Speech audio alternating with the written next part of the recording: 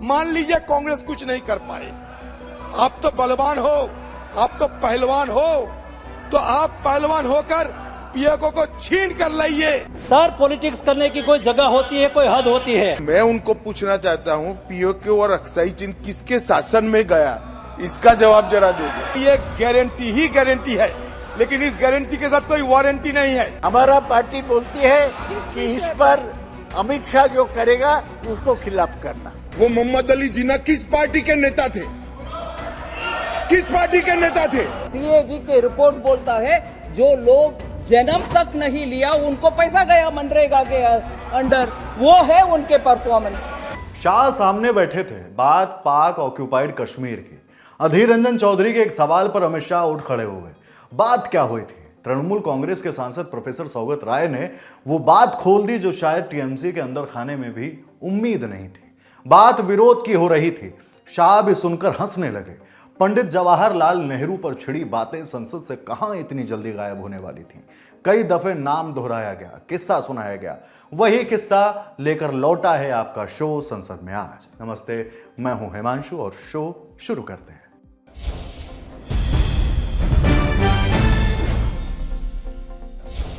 लोकसभा की कार्यवाही सुबह 11 बजे शुरू हुई। प्रश्नकाल की घोषणा, कुछ लोग तख्तियां दिखा रहे थे। लोकसभा अध्यक्ष ओम बिरला ने कहा तख्ती नहीं। इसके बाद छिटपुट हंगामे के बीच कार्यवाही आगे बढ़ी। सदस्यों ने संबंधित विभागों के मंत्रियों से सवाल पूछे।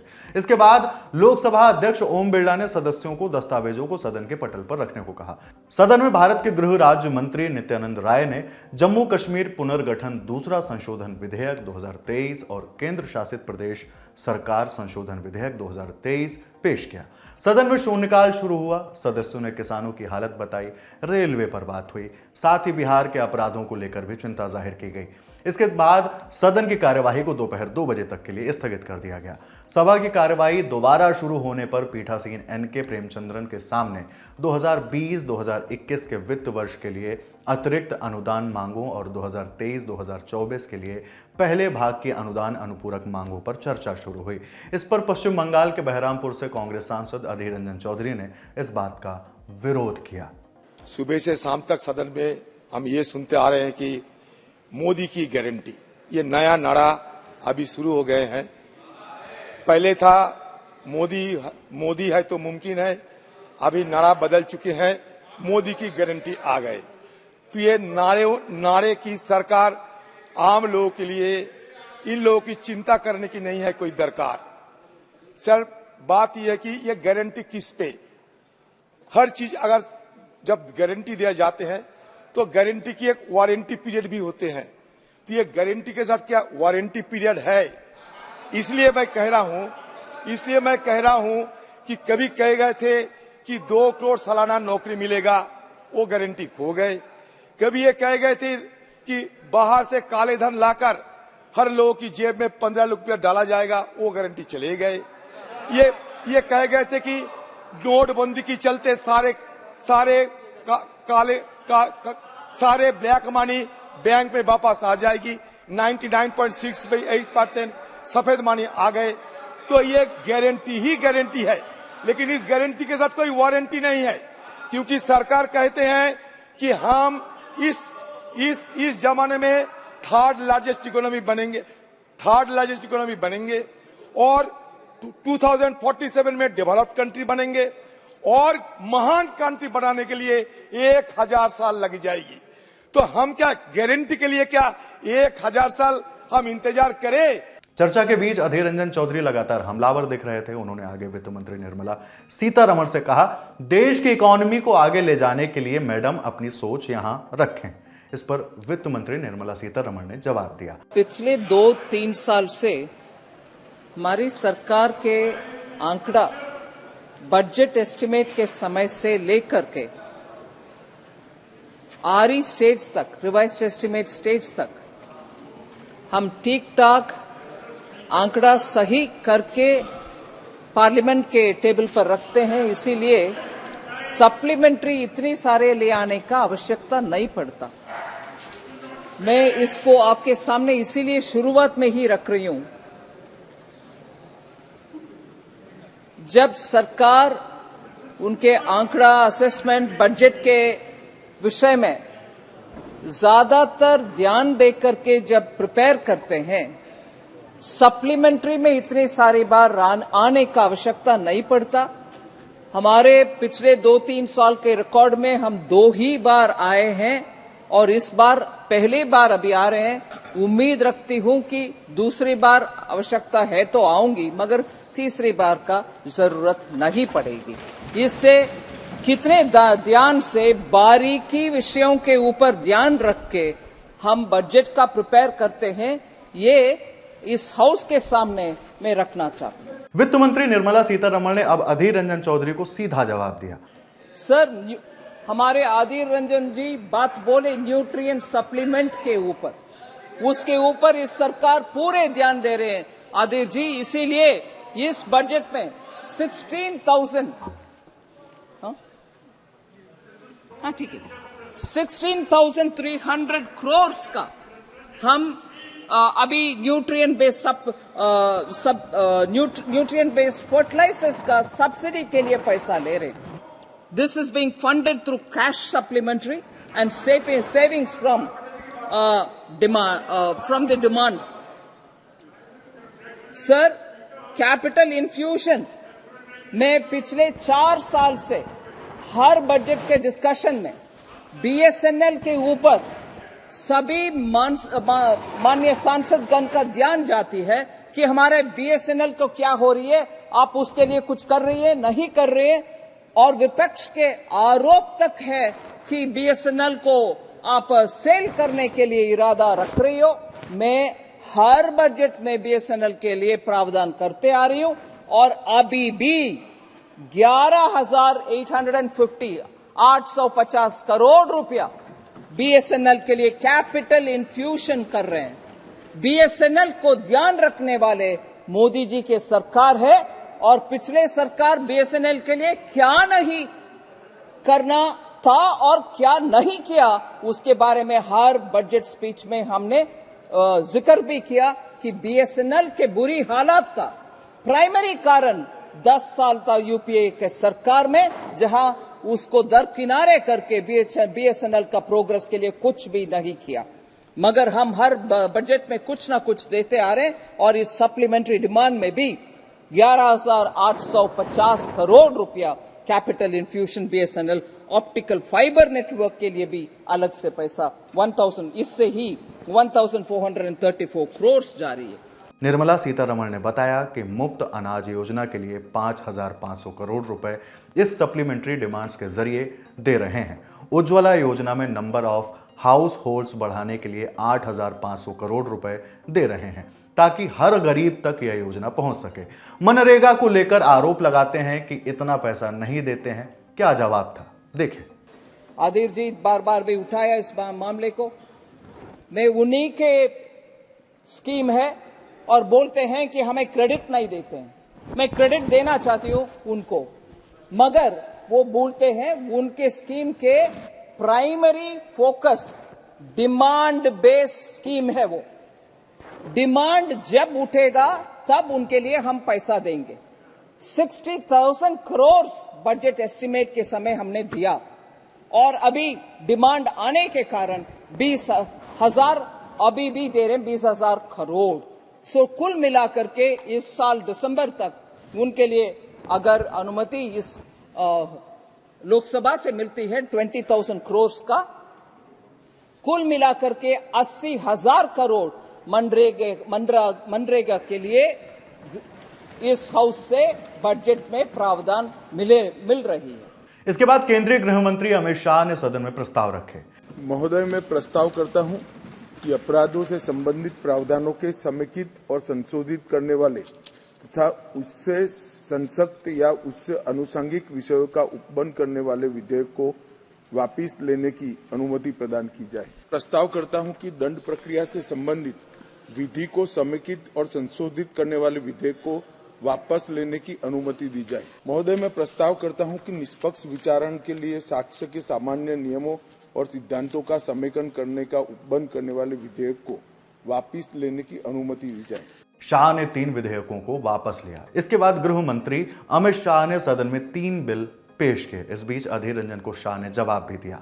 माननीय विपक्ष के नेता ने जो सवाल उठाया, ये तीनों विधेयकों को मैंने सदन के सामने प्रस्तुत किया था और फिर उसको गृह विभाग के मामले की स्टैंडिंग कमेटी को विचारार्थ भेजा था। इसमें ढेर सारे सुझाव समिति ने कर विधेयक को वापस भेजा था। जो समिति ने सुझाव दिए थे उसमें से बहुत सारे सुझाव स्वीकार किए हैं सरकार ने। तो इतने सारे ऑफिशियल अमेंडमेंट लाने की जगह पुराना विधेयक वापस लेकर नए विधेयक को मैंने पुरस्तापित किया है। इस हेतु पुराना विधेयक वापस लेकर नया विधेयक पुरस्तापित। इन बिलों को विथड्रॉ करके नए बिल्स लाए गए। इन पर अधीर रंजन ने एक सवाल पूछा। इस सवाल पर भी गृह मंत्री अमित शाह ने तफसील से जवाब दिया। मंत्री जी, मैं ये कहना चाहते हैं कि आप इतने सारे संसदों स्टैंडिंग कमेटी लाए थे, जिसके चलते आपको ये लगा कि ये सारे विड्रॉ करके फिर नए तरीके से बिल पेश होना चाहिए। इसका मतलब ये है कि जो बिल की जो दायरा है और इसके जो समस्याएं हैं, जो बिंदु इसमें शामिल होना चाहिए, इसमें बहुत सारे तर्क है सर। तो इसलिए मैं कहता सर, इसलिए ये ज्वाइंट सिलेक्ट कमेटी में इसको मैं इसमें बताऊं आपको अधीर रंजन ये हमारा सवाल ही नहीं है। स्टैंडिंग कमेटी ने एट लेंथ इस पर चर्चा करी है और मैंने जो कहा, ज्यादातर जो सुझाव और बदलाव है वो ग्रामेटिकल और भाषा के सुधार है। 5 धाराओं में ही बदलाव स्वीकार किया है, बाकी मूल जो बिल है वो ही है। और मैं इस पर फिर भी लंबी चर्चा जो स्पीकर साहब कहे वो करने के लिए तैयार हूं। उस वक्त भी आपके कोई बदलाव आते हैं तो सरकार निश्चित रूप से ठीक लगेगा तो ऑफिशियल अमेंडमेंट लेकर आएगी। आप जरा भी चिंता न करें। गृह राज्य मंत्री नित्यानंद राय ने जम्मू कश्मीर पुनर्गठन दूसरा संशोधन विधेयक 2023 और केंद्र शासित प्रदेश सरकार संशोधन विधेयक 2023 को चर्चा के लिए पेश किया। इस बिल पर अधीर रंजन चौधरी ने समर्थन किया। सर, उस दिन भी चर्चा हुई थी, लेकिन उस समय सरकार को ये ध्यान नहीं रहती कि हमारे महिलाओं के लिए रिजर्वेशन करना जरूरी है। लेकिन बाद में इनको ये पता चले कि महिलाओं को भी सम्मानित करना चाहिए। इसलिए जो शुरू से नहीं हुई, चर्चा के दौरान जब विपक्ष की तरफ से सरकार को सारे सलाह दिए गए थे, सारे गुहार लगाए गए थे, तो सरकार को ज्ञान की उदय हुई है और उस समय वो महिला को संरक्षण देने के लिए दूसरा एक विधेयक ला रही है। तो ये उचित कदम है, तो मैं उचित कदम को सराहना करते हैं और समर्थन भी करता हूँ। अधीर रंजन चौधरी ने कहा, हमारे अमित शाह जी ने सीना ठोक कर यह बात कही थी कि हम पीओके को वापस लाएंगे। इस पर आगे बात बढ़ी। हमारे अमित शाह जी सदन के अंदर ये बात कहते बड़े सीना ठोक कर कि हम पीओके को हमारे देश में लेके आएंगे। लेकिन आज क्या हो रहे हैं? आज पीओके की सीना चीरकर, सुन लीजिए अमित शाह जी, पीओके की सीना चीरकर चाइना पाकिस्तान इकोनॉमिक कॉरिडोर बन रहे हैं। उसका 3000 किलोमीटर की वो रास्ता बन रहे हैं। आप कहते हैं कि हम पीओके के तरफ से किसी को नुमाइंदे बनाएंगे, लेकिन हमारा कहने का मतलब यह है कि आप कुछ करके तो दिखाओ। मान लीजिए कांग्रेस कुछ नहीं कर पाए, आप तो बलवान हो, आप तो पहलवान हो, तो आप पहलवान होकर पीओके को छीन कर लाइए। शाह अधीर को जवाब देने के लिए उठ खड़े हुए। इतने जोर से मुझे बहुत सारे सवाल कर रहे हैं। अक्साई चीन कब आएगा, पीओके कब आएगा? अब बिल तो वो पारित हो चुका है, वरना मैं जवाब दूंगा भी। परंतु मैं उनको पूछना चाहता हूं, पीओके और अक्साई चीन किसके शासन में गया, इसका जवाब जरा दे दो। 3 युद्ध लड़े हैं, अब तक कुछ नहीं हुआ, इसलिए कि हमारी देश में इंदिरा गांधी जैसा आयरन लेडी थी।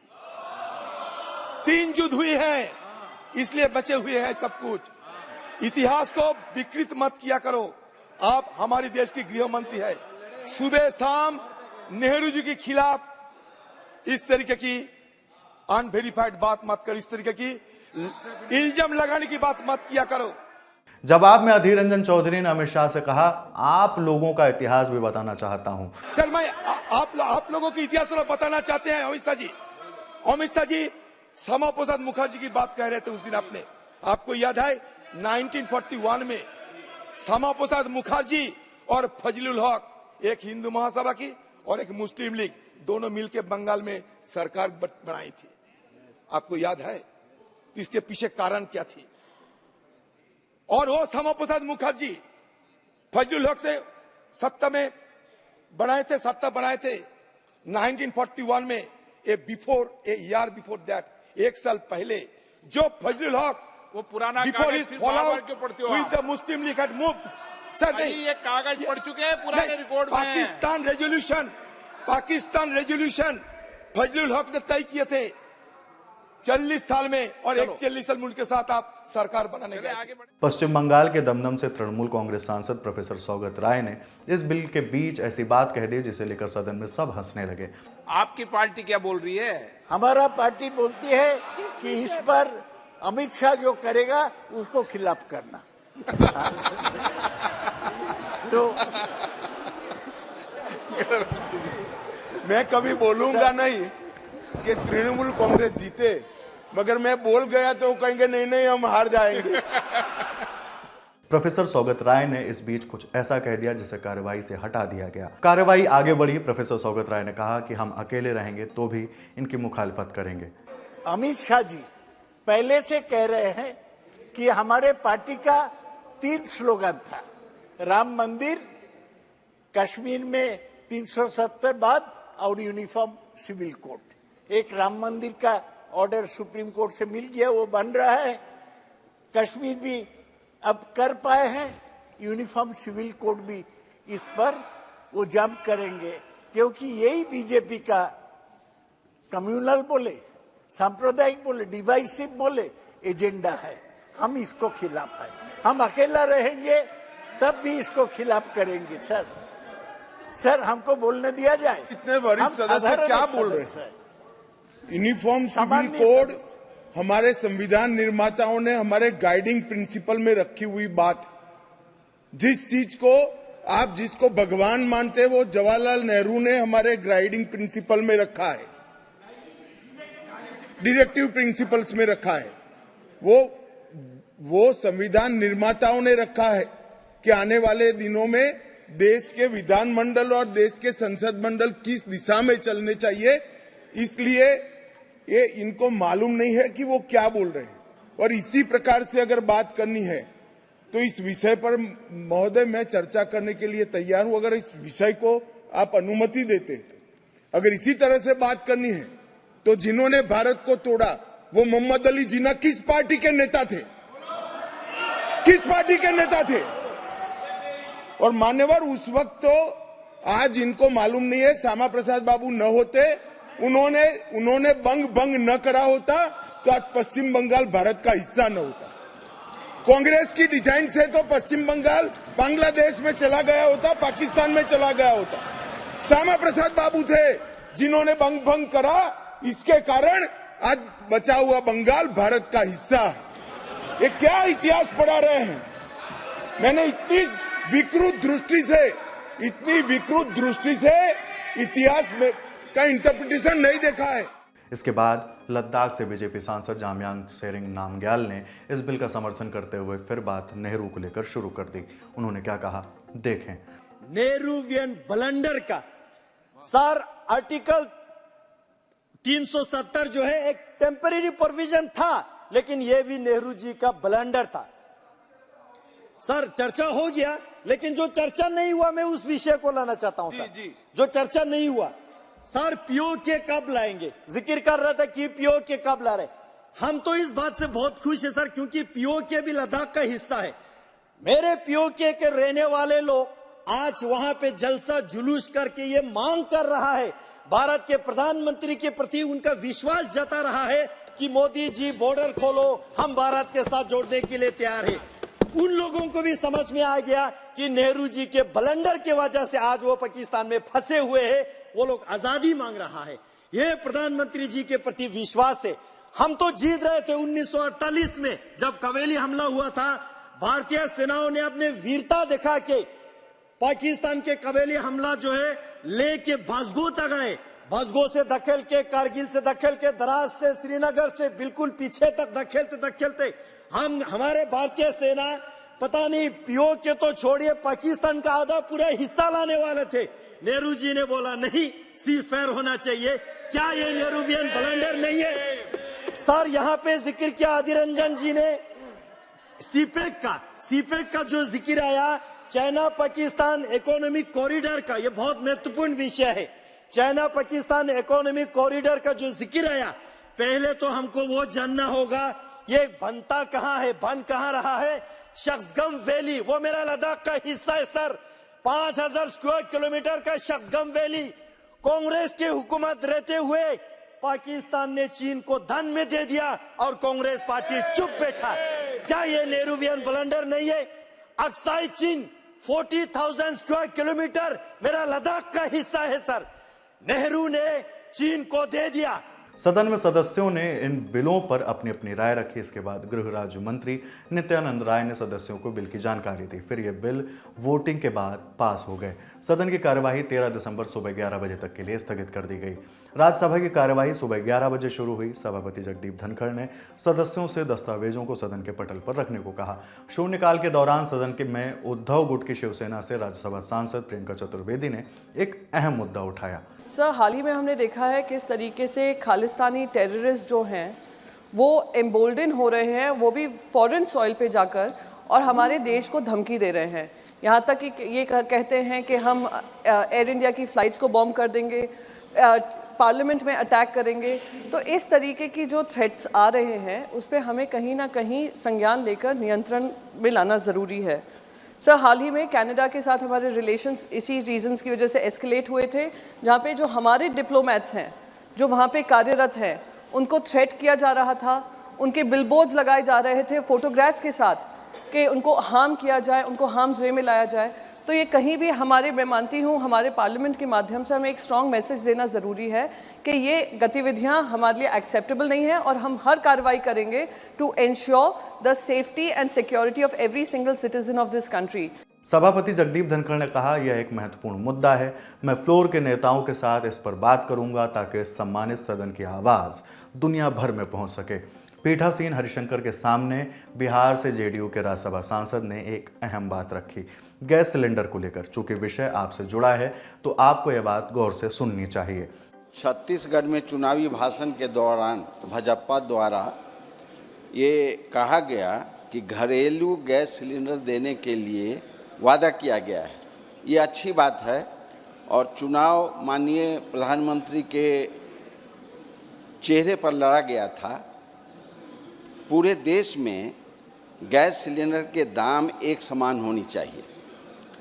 देश में 11 से 1200 रुपये प्रति सिलेंडर रसोई गैस मिल रहा है। क्या सरकार 6 से 700 रुपये प्रति सिलेंडर वर्षों से मुनाफा कमा रही है? प्रधानमंत्री उज्ज्वला योजना में लाभार्थियों को भी 500 रुपये से अधिक दर पर प्रति गैस सिलेंडर देश में नहीं मिल रहा है। रक्षा बंधन के समय प्रधानमंत्री उज्ज्वला योजना के लाभार्थियों के लिए 200 रुपये और 5 राज्यों के विधानसभा चुनाव के समय में 100 रुपये की राहत दी गई। लेकिन अभी भी इस योजना के तहत 600 रुपये से अधिक दर पर प्रधानमंत्री उज्ज्वला योजना के लाभार्थी महिलाओं रसोई गैस खरीदने के लिए बाध्य है।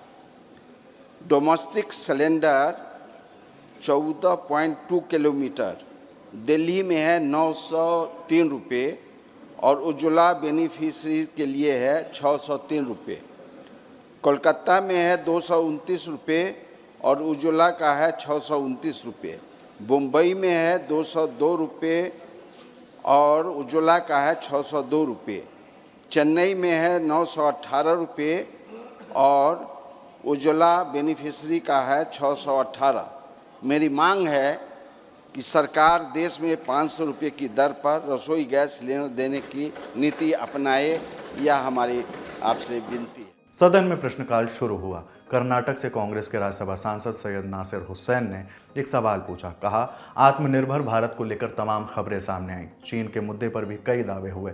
मैं बस मंत्री महोदय से यह पूछना चाहता हूं कि क्या चीन से यूरिया और फर्टिलाइजर का अभी भी आयात यानी इंपोर्ट किया जा रहा है? अगर ऐसा हो रहा है तो इसकी कीमत और मात्रा कितनी है? यही नहीं, सरकार चीन से निर्भरता घटाने के लिए क्या कुछ कदम उठा रही है? इस पर रसायन एवं उर्वरक मंत्री डॉक्टर मनसुख मंडाविया ने जवाब दिया। देश में कुल मिला के प्रतिवर्ष 3.25 से 350 लाख मैट्रिक टन यूरिया का कंजप्शन है और ये हमें विरासत में 230 लाख मैट्रिक टन यूरिया का प्रोडक्शन देके गया था। हमारी सरकार आने से, मोदी गवर्नमेंट आने से हमने हमारा जो बंद पड़ा हुआ प्लांट को फिर से चालू करने के लिए तैयारी करी। आज गोरखपुर, हमारा रामागुंडम, सिंदरी और बरौनी 4 फर्टिलाइज़र प्लांट ऑलरेडी चालू हो गया और उससे हमारा प्रोडक्शन आज बढ़ के 285 लाख मैट्रिक टन तक, मैं उसका रिप्लाई करूंगा, 285 लाख मैट्रिक टन तक हमने पहुंचा दिया। बाकी जो फर्टिलाइज़र हम इंपोर्ट करते हैं उसमें हम टेंडर करते हैं। टेंडर करने में टेंडर के हिसाब से टेंडर्स या तो मैन्युफैक्चरर्स उसके प्राइस कोट करता है। चाइना से भी आता है, चाइना कोई चिंता नहीं भाई। आपने जो परंपरा चालू करी थी ना, आप हमें जो विरासत में दे के गए थे, ये विरासत को पूर्तता करने के लिए आत्मनिर्भर भारत तहत पाँच प्लांट का शिलान्यास और स्टार्ट हमने करा है। माननीय चेयरमैन साहब, दूसरे 3 प्राइवेट सेक्टर के प्लांट भारत सरकार ने उसको प्रोत्साहित करके न्यू यूरिया पॉलिसी लाके उसका प्रोडक्शन चालू करा है। आज हम 400 lakh 350 lakh metric ton fertiliser हम इंपोर्ट करते थे, आज 200 लाख मैट्रिक टन ही इंपोर्ट कर रहे हैं। और जब हम ग्लोबल टेंडर करके फर्टिलाइजर जहां से मिलता है, क्या हम हमारी जरूरियात की आवश्यकता हो टेंडर करें और एक कंट्री से हमें फर्टिलाइजर ना ले तो क्या हम किसान को फर्टिलाइजर से वंचित रखें? सर, पॉलिटिक्स करने की कोई जगह होती है, कोई हद होती है। कोई आत्मनिर्भर भारत के तहत क्या हम आत्मनिर्भर भारत की बात कर रहे हैं तो गलत कर रहे हैं क्या? राज्यसभा की कार्यवाही दोपहर 2 बजे फिर शुरू हुई। अब सदन में कानून और न्याय मंत्री स्वतंत्र प्रभार अर्जुन राम मेघवाल ने विधान कार्य विचार तथा पारण के लिए मुख्य निर्वाचन आयुक्त और अन्य निर्वाचन आयुक्त नियुक्ति, सेवा, शर्तें और पदावधि विधेयक 2023 पेश किया। 10 अगस्त 2023 को राज्यसभा में इसी सदन में ये बिल इंट्रोड्यूस किया गया था। 91 के एक्ट को रिप्लेस करके 91 का जो एक्ट था उसमें बाकी चीज़ें तो सब ठीक थी, लेकिन अपॉइंटमेंट का प्रावधान नहीं था, अपॉइंटमेंट वाला क्लॉज उसमें नहीं था। और आपको जैसे जानकारी है कि 2 मार्च 2023 को सुप्रीम कोर्ट ने एक PIL को सुनते समय एक फैसला दिया, until the parliament makes a law in consonance with the article 3242 of the constitution। तो इस फैसले के अनुसरण में सरकार ये बिल लेकर के आई है, क्योंकि अपॉइंटमेंट की प्रक्रिया। What did the Supreme Court direct? Supreme court until the parliament makes a law। बाकी चीजें मैं बाद में जब चर्चा होगी उसके बाद आऊंगा। नहीं, इसमें देखो एक जो क्रक्स है वो ये है, until the parliament makes a law in consonance with the article 3242। हमारा जो संविधान का आर्टिकल 3242 है वो कहता भी इस संबंध में, अपॉइंटमेंट के संबंध में पार्लियामेंट एक्ट बनाए। हमारा एक्ट था नहीं, 91 में एक्ट बना लेकिन अपॉइंटमेंट उसमें गायब था। तो सुप्रीम कोर्ट के ऑब्जर्वेशन थे, 3-4 ऑब्जर्वेशन थे और 3242 के तहत हमने ये बिल लेकर के आए हैं। इसमें एक ऑफिशियल अमेंडमेंट भी है, इसमें ऑफिशियल अमेंडमेंट भी है, क्योंकि अब तक तो जो प्रक्रिया थी सरकार तय करती थी नाम और हो जाते थे। अब सर्च कमेटी भी इसकी बनी है, सिलेक्शन कमेटी भी बनी है, इसमें सैलरी का विषय भी आया है, इसमें प्रोटेक्शन भी है। जो अभी हम ऑफिशियल अमेंडमेंट लेकर के आ रहे हैं, इसमें 3-4 चीज़ें बहुत इंपॉर्टेंट है कि जो बिल हमने 10 अगस्त को पेश किया था, इसमें सर्च कमेटी में भी एक क्लॉज 6 में अमेंडमेंट है, ऑफिशियल अमेंडमेंट बाद में मैं मूव करूंगा। और एक सैलरी को लेकर के भी एक अमेंडमेंट है क्लॉज 10 में, और एक कंडीशन ऑफ सर्विस इसमें क्लॉज 15 में एक अमेंडमेंट है। और फिर क्लॉज 15A हमने इंसर्ट किया है, प्रोटेक्शन से संबंधित है कि कोई चीफ इलेक्शन कमिश्नर और इलेक्शन कमिश्नर अपने ड्यूटी करते समय कोई कार्रवाई संपादित करेंगे तो उनके खिलाफ ऐसे प्रकरणों में कोई कोर्ट में कार्रवाई नहीं हो सकती। ये प्रोटेक्शन से संबंधित है। राजस्थान से कांग्रेस के राज्यसभा सांसद रणदीप सिंह सुरजेवाला ने इस बिल का विरोध किया। चुनाव आयोग का आधार प्रजातंत्र की शुचिता है, प्रजातंत्र की निष्पक्षता, संविधान और डेमोक्रेसी प्रजातंत्र जिसको हम कहते हैं, उसका आधार ही निष्पक्ष चुनाव है और निष्पक्ष चुनाव करवाने वाली एजेंसी चुनाव आयोग है। 4 शब्द जब भी आप चुनाव आयोग की बात करेंगे, निष्पक्षता, निर्भीकता, स्वायत्तता और शुचिता, ये 4 शब्द एक काबिल कानूनविद के तौर पर, आप सभापति जी भी हैं पर आप एक काबिल वकील भी हैं सुप्रीम कोर्ट के, किसी व्यक्ति के जहन में भी 140 करोड़ लोगों के देश में आएगा। ये जो कानून आज माननीय मंत्री जी और सरकार लेकर आई है, ये इन चारों शब्दों को बुलडोजर के नीचे कुचलने वाला कानून है। पंजाब से आम आदमी पार्टी के राज्यसभा सांसद राघव चड्ढा ने भी पीठासीन जया बच्चन के सामने इस बिल पर सवाल उठाए। जो बिल पढ़ने के बाद मेरे जहन में आए, और वो इसलिए आए क्योंकि इस बिल के माध्यम से ये सरकार चुनाव आयोग को पूरी तरीके से अपने नियंत्रण में लेना चाहती है, यानी कि चुनाव आयोग पे पूर्ण कब्जा चाहती है। मैम, चुनाव आयोग के 3 सदस्य होते हैं, एक मुख्य चुनाव आयुक्त यानी कि चीफ इलेक्शन कमिश्नर और 2 अतिरिक्त इलेक्शन कमिश्नर्स। इनकी चयन और नियुक्ति इस बिल के माध्यम से पूरी तरीके से सरकार के हाथों में आ जाएगी और वे जिसको चाहें, चाहे वो पार्टी का शख्स हो, यस मैन हो, पार्टी मैन हो, जिस मर्जी को चाहें वे चुनाव आयुक्त बना सकते हैं। चुनाव आयोग की हमारे देश के चुनावों में बड़ी महत्वपूर्ण भूमिका है। किसका वोट बनेगा, किसका वोट कटेगा, ये चुनाव आयोग तय करता है। किस तारीख पर चुनाव होगा, कितने चरण में चुनाव होगा, ये चुनाव आयोग तय करता है। ईवीएम मशीन कहां कहां भेजी जाएंगी, उसका नियंत्रण, उसका मैनेजमेंट, उसका योग, उसका प्रयोग, सारी चीजें चुनाव आयोग तय करता है। तो इसीलिए चुनाव आयोग एक बड़ी महत्वपूर्ण संस्था है इस देश के फ्री एंड फेयर इलेक्शंस के लिए। Ma'am, I will mince no words. This bill is going to destroy one of the few remaining independent institutions in India, that is the Election Commission, and thereby dislodge free and fair elections from India. ये bill 3 व्यक्ति या संस्था का अपमान है। पहला अपमान है सुप्रीम कोर्ट का। क्यों? क्योंकि सुप्रीम कोर्ट ने इसी साल मार्च 2 को 2 मार्च 2023 को 5 जजों की संवैधानिक पीठ ने सर्वसम्मति से एक फैसला दिया, और वो फैसला ये था कि सरकारी हस्तक्षेप, सरकार का कोई भी दखल चुनाव आयोग की नियुक्ति में नहीं होना चाहिए। ये खत्म करने के लिए हम एक समिति का गठन करते हैं। उस समिति के गठन से मुख्य न्यायाधीश को हटाकर एक कैबिनेट मंत्री को डालकर उसका संतुलन बिगाड़ने का काम और सुप्रीम कोर्ट के फैसले को पलटने का काम इस सरकार ने किया, ताकि एक ऐसी व्यवस्था बन जाए जिसमें जो शख्स ये चाहे वही चीफ इलेक्शन कमिश्नर बनेगा। ये इंसल्ट सुप्रीम कोर्ट की इसलिए है क्योंकि इसी साल के दिए गए संवैधानिक पीठ के सर्वसम्मति के 2 फैसलों को इस सरकार ने सदन के भीतर बिल लाकर बदल दिया। पहला था दिल्ली सेवा बिल, जो 8 दिन के भीतर ऑर्डिनेंस लाकर और फिर सदन के भीतर बिल लाकर बदला गया, और एक ये बिल जो 2 मार्च 2023 के सुप्रीम कोर्ट के फैसले को पलटता है और उस फैसले को पूरी तरीके से रिवर्स करने का काम करता है। मैं आपको यह बताना चाहूंगा कि यह सरकार इस बिल के माध्यम से एक प्रकार से सुप्रीम कोर्ट को खुली चुनौती दे रही है कि आपको जो फैसला देना है दीजिए, अगर हमें पसंद नहीं आएगा हम बिल लाकर उस फैसले को पलट देंगे। दूसरा इंसल्ट या अपमान इस बिल के माध्यम से चीफ जस्टिस ऑफ इंडिया का है। सुप्रीम कोर्ट का फैसला कहता है कि चयन समिति के 3 सदस्य होंगे, माननीय प्रधानमंत्री जी, माननीय नेता प्रतिपक्ष यानी कि लीडर ऑफ ऑपोजिशन, और 3rd chief justice of India. इन 3 मेंबरी समिति में से इस बिल के माध्यम से सरकार ने चीफ जस्टिस ऑफ इंडिया को हटा दिया और एक कैबिनेट मंत्री को उनकी जगह बिठा दिया।